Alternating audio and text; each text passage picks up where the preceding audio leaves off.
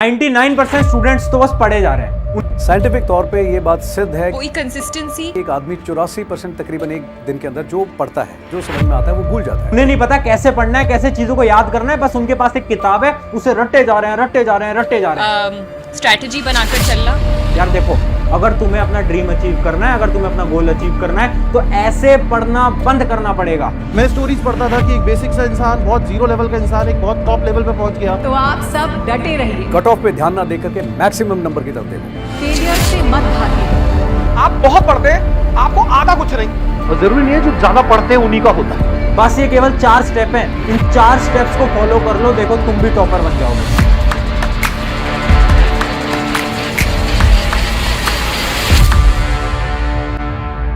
सो hi everyone, मेरा नाम है Prashant, mentor of thousands of students. देखो, आज इंट्रो वगैरह नहीं देता, डायरेक्ट पॉइंट पे आता हूं। मुझे पता है बहुत सारी प्रॉब्लम आ रही है। तुमने टाइटल देखा होगा, जीरो टू हीरो।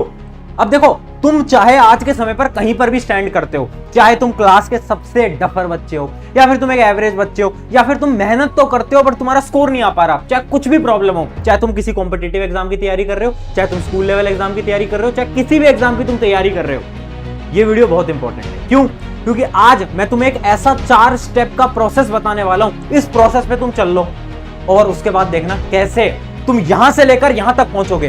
तुम एक जीरो से एक हीरो बनने वाले हो। तुम्हारे स्कोर के अंदर तुम्हें बहुत बड़ा चेंज देखने को मिलने वाला है। तो एक नोटबुक पेन लेकर आ जाओ और इन 4 स्टेप्स को नोट कर लेना। डायरेक्ट पॉइंट पे आ रहा हूं। पहला है स्टेप नंबर 1। अब इस स्टेप को एक स्टोरी से समझाता हूं। मेरे साथ साथ स्टोरी को विजुलाइज करते चलना, समझते चलना। देखो, याद करो वो दिन जब तुम छोटे थे, जब तुम बहुत छोटे थे, 1 साल के थे, जब तुम चलना भी नहीं जानते थे, है ना, जब तुम ऐसे ही घुटनों के ऊपर चलते रहते थे। उस समय पर, ध्यान से सुनना, उस समय पर तुम्हारे लिए चलना, अपने पैरों पे चलना दुनिया का सबसे टफ काम था। हाँ है ना, हाँ है ना। इमेजिन करो, वो छोटा सा बच्चा जो कि अभी 1 साल का भी नहीं हुआ है, क्या वो कभी सोच सकता है कि वो अपने पैरों से चल सकता है? नहीं।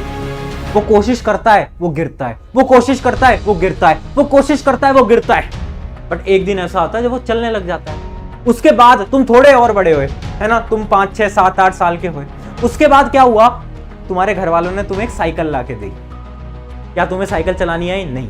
तुम साइकिल चलाई और तुम बहुत बार गिरे। उस समय पर तुम्हें साइकिल चलाना दुनिया का सबसे टफ काम लगता था। हाँ या ना? हाँ भैया, साइकिल चलाना तुम्हारे लिए ऐसे था कि ये तो बहुत टफ है, इसको मैं कैसे सीखूंगा।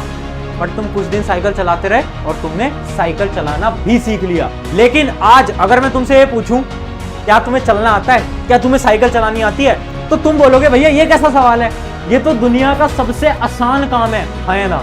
चलना दुनिया का सबसे आसान काम है भैया। अगर मेरे पास 2 अपने पैर हैं तो मैं आराम से चल सकता हूँ, है ना। अगर भैया मुझे साइकिल चलानी आती है, मैं आराम से चला सकता हूँ। क्या साइकिल चलाना या फिर चलना कोई डिफिकल्ट काम है? नहीं, बिल्कुल नहीं। ये चीज मैं तुम्हें इसलिए बता रहा हूँ क्योंकि यार, it is all about mindset. ध्यान से सुनना मेरी बात। बचपन में जब तुम छोटे थे तो तुम्हारे लिए चलना बहुत डिफिकल्ट काम था क्योंकि तुम खुद से चल नहीं पाते थे। बट जैसे ही तुमने चलना स्टार्ट करा तो तुम्हारे लिए चलना दुनिया का सबसे आसान काम हुआ। जब तुमने साइकिल चलाना स्टार्ट करा तो साइकिल चलाना तुम्हारे लिए बहुत डिफिकल्ट था, बट जैसे ही तुमने साइकिल चलाना सीखा तुम्हारे लिए वो सबसे आसान काम हो गया। आज भी तुम सेम सिचुएशन के अंदर खड़े हो। आज शायद तुम्हारे पास्ट एक्सपीरियंस की वजह से तुम्हें ऐसा लगता है कि तुम एक डफर बच्चे हो, एक एवरेज बच्चे हो। शायद तुम किसी कॉम्पिटिटिव एग्जाम की तैयारी कर रहे हो, जैसे IIT, JEE, नीट, और तुम्हें ऐसा लगता है कि तुम उसमें अच्छी रैंक नहीं लेके आ पाओगे। क्यों? क्योंकि तुम्हारी क्लास 10 तक, क्लास 9 तक स्कोर अच्छा नहीं आया होगा, मैं मानता हूं। बट ये सब माइंडसेट का खेल है। जिस दिन तुमने वो IIT का सपना या फिर वो NIT का सपना या फिर किसी का भी तुम्हारा जो सपना है, वो 95 का सपना, जिस दिन तुमने अचीव करा, उस दिन तुम हंसोगे देखकर कि यार मैं इससे डरता था, मैं IIT क्रैक करने से डरता था। जिस दिन तुमने क्रैक कर लिया, तुम्हारे लिए सब कुछ आसान हो जाएगा। तो स्टेप नंबर 1 बहुत सिंपल सा है, माइंडसेट। सबसे पहले अपना माइंडसेट एकदम सही कर लो, क्योंकि बहुत ऐसे स्टूडेंट्स हैं जिनको ऐसा लगता है कि भैया मैं तो एवरेज हूं, मैं तो कभी टॉपर नहीं बन सकता। अरे ऐसा नहीं है, तुम टॉपर बन सकते हो। तुम अपनी क्लास में टॉप कर सकते हो, तुम पूरे अपने डिस्ट्रिक्ट के अंदर टॉप कर सकते हो, तुम स्टेट के अंदर टॉप कर सकते हो, अगर तुम में जुनून है। तो सबसे पहले माइंडसेट क्लियर कर लो कि हाँ करना है। अभी मैं 0 पे हूं, मुझे हीरो बनना है, तो सबसे पहले माइंडसेट क्लियर कर लो। और इसी माइंडसेट के साथ एक कमेंट आज कर देना वीडियो के अंदर कि भैया मैं 0 से हीरो बन के दिखाऊंगा या दिखाऊंगी, जो भी है। तो स्टेप नंबर 1 एकदम क्लियर हो गया, हमने इंपॉसिबल टास्क को आसान सिचुएशन में ला दिया है। अब देखना हमारा technique number 2, step number 2। Step number 2 एक स्टोरी से समझाता हूं। ये स्टोरी ना एक टीचर है ओझा सर, उन्होंने अपनी क्लास के दौरान सुनाया था सभी स्टूडेंट्स को। स्टोरी इस प्रकार थी, बहुत ध्यान से सुनना, बहुत फनी स्टोरी है। हुआ क्या ना, एक बार एक लड़का था, उसकी एक गर्लफ्रेंड थी, तो उसकी गर्लफ्रेंड की ना शादी हो जाती है। तो फिर वो अपनी गर्लफ्रेंड के पास जाता है, बोलता है कि यार मुझे ना तुम्हारी निशानी के तौर पे कुछ दे दो। तो गर्लफ्रेंड ने क्या करा कि अपनी जो जूती होती है, जूती उसको दे दी कि भाई रख ले, ये मेरी निशानी के तौर पे। तो उसने क्या करा, उस लड़के ने उस जूती को लिया और उस सुनार के पास ले गया जो सोने का काम करते हैं, और उसको बोला कि इस जूती को पूरे सोने की फ्रेम के अंदर डाल दो, सोने के डब्बे के अंदर डाल दो। तो सुनार ने क्या किया कि उस जूती को अपने घर लेके गया और अपने घर वालों को दिखाया, और उसके सभी घर वालों को यह लगा कि यार ये जो जूती है ना, ये किसी महान पुरुष की है, ये किसी ज्ञानी पुरुष की है। क्यों? क्योंकि वो एक सोने के डब्बे के अंदर उसको रखवा रहा था। तो सभी को लगा, तो सभी ने क्या करा, उस जूती के सामने अपने माथा टेका, उस जूती के सामने अपने हाथ जोड़े, सब कुछ किया।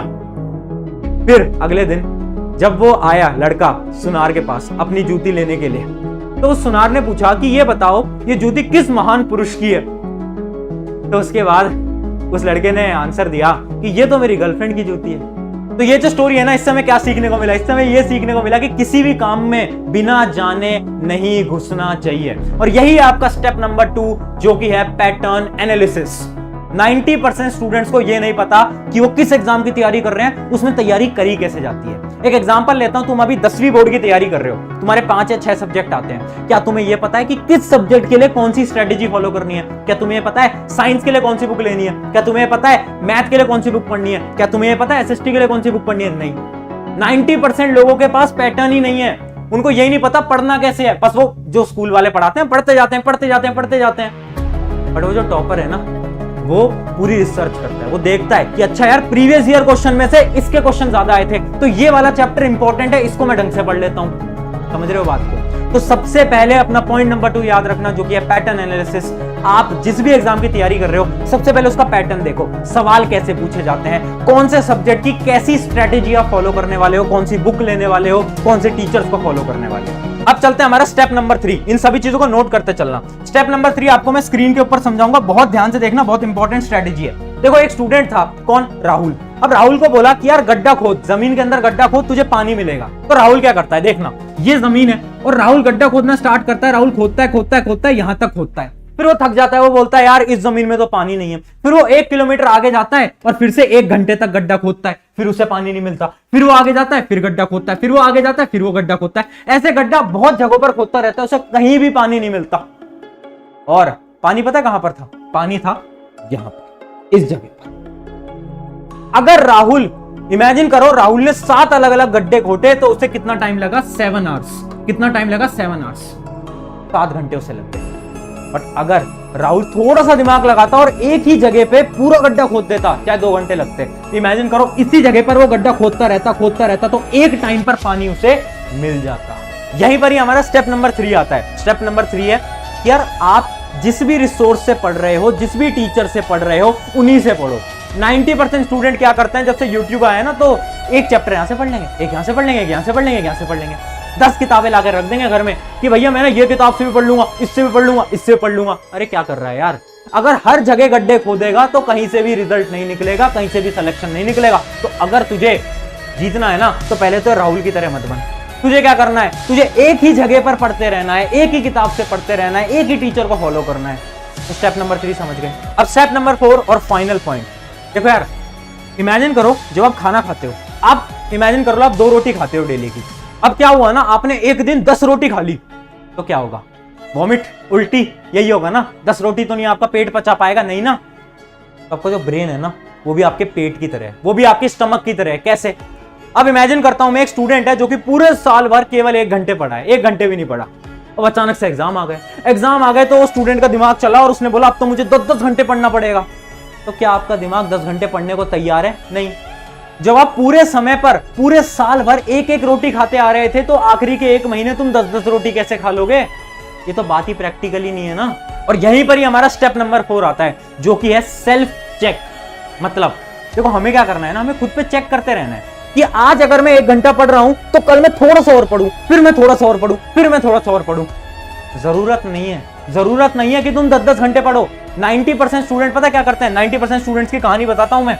एक दिन 10 घंटे पढ़ लेंगे, ठीक है, फिर अगले दिन 1 घंटे पढ़ेंगे, फिर एक दिन 7 घंटे पढ़ लेंगे, फिर एक दिन 1 भी घंटे नहीं पढ़ेंगे, फिर एक दिन 10 घंटे पढ़ लेंगे। अगर तुम ऐसे पढ़ते हो ना तो सिलेक्शन तो भूल जाओ, नंबर भी भूल जाओ, क्योंकि यार आपका वो दिमाग है, दिमाग आपके पेट की तरह होता है। अगर आप एक दिन 10 रोटी खिला रहे हो, एक दिन 15 रोटी खिला रहे हो, एक दिन 1 भी रोटी नहीं खिला रही, कैसे जिंदा रहोगे? खुद सोचो। क्या एक भी दिन बिना रोटी के रह सकते हो? नहीं रह सकते। बिना खाना खाए रह सकते हो? नहीं रह सकते। सिंपल सी बात है ना यार, आपका ब्रेन है। हमें क्या करना है, इमेजिन करो छोटा सा टारगेट लेके चलो ना, 2 घंटे 2 घंटे। अब मुझे अपना वेट इंक्रीज करना है, तो मैं क्या करूंगा, मैं डेली 2 रोटी खाता था, तो मैं एक दिन 3 रोटी खा लूंगा, फिर मैं 2.5 रोटी खा लूंगा, फिर मैं 3 रोटी खा लूंगा। ऐसे ही आपको पढ़ाई नहीं करना है। 2 घंटे पढ़ लो, कभी 2.5 घंटे पढ़ लो, कभी 3 घंटे पढ़ लो, कभी 2.5 घंटे पढ़ लो, कभी 2 घंटे पढ़ लो। ऐसे अगर आप ऐसे पढ़ते हो तो आपका दिमाग भी चलेगा, मेमोरी भी तेज रहेगी और आप टॉपर बन जाओगे। तो इसलिए हमारा स्टेप नंबर 4 है सेल्फ चेक। अपने आप को चेक करते रहना। अचानक से ज्यादा पढ़ने की जरूरत नहीं है, खुद को चेक करते रहो ना। डेली रात को चेक कर लो कि यार मैंने आज कितने घंटे पढ़ा, क्या मैं कल से थोड़ा ज्यादा पढ़ पाया या नहीं पढ़ पाया। ज्यादा पढ़ने को मैं नहीं बोल रहा हूं, मैं बस इतना बोल रहा हूं डेली पढ़ो, बट कंसिस्टेंटली पढ़ो। तो हमें याद रखना है इन चारों स्टेप को, होपफुली आपने नोट कर लिए होंगे। अब एक 1-to-1 लास्ट स्ट्रेटेजी बता रहा हूं, और ये आपकी और मेरी बीच की स्ट्रेटेजी होती है। देखो यार, मैं नहीं जानता इस वीडियो को कौन देख रहा है कौन नहीं देख रहा, मैं नहीं जानता आपकी उम्र क्या है, आपकी क्लास कौन सी है, आप किस कॉम्पिटिटिव एग्जाम की तैयारी कर रहे हो। शायद आप यूपीएससी की तैयारी कर रहे हो, शायद आप क्लास 10th की तैयारी कर रहे हो, मुझे नहीं पता। बट बस मैं ना एक लास्ट लाइन कहूंगा अपने एक्सपीरियंस से, ये जिंदगी ना युद्ध की तरह होती है। युद्ध, वॉर में क्या होता है ना, कुछ सिपाही जो लड़ने जाते हैं ना, वो खुश होके जाते हैं। वो ये सोच के जाते हैं कि भाई कुछ भी होगा बट मैं अपना बेस्ट लगा कर आऊंगा। और कुछ सिपाही ऐसे भी होते हैं जो कि ये सोच के जाते हैं, जो कि बहुत दुखी होके जाते हैं। वो कहते हैं अरे यार मैं मर जाऊंगा यार, इस वॉर के अंदर अगर मेरी मृत्यु हो गई तो क्या होगा। वो डर डर के जाते हैं। सेम आपकी लाइफ है, आपके पास 2 ऑप्शन है। या तो आप इस लाइफ में जितनी भी डिफिकल्टीज आती हैं उनको ऐसे फेस कर लो कि भाई डिफिकल्टीज आई हैं, कोई बात नहीं, बेहतर कर लेंगे, अपना बेस्ट लगा दूंगा। या फिर तुम उस सिपाही की तरह बन जाओ जो कि डर डर के जीना चाहता है, जो कि कहता है कि यार मुझे डर लग रहा है यार, मैं नहीं लड़ पाऊंगा यार, मुझे तो बहुत डर लगता है यार।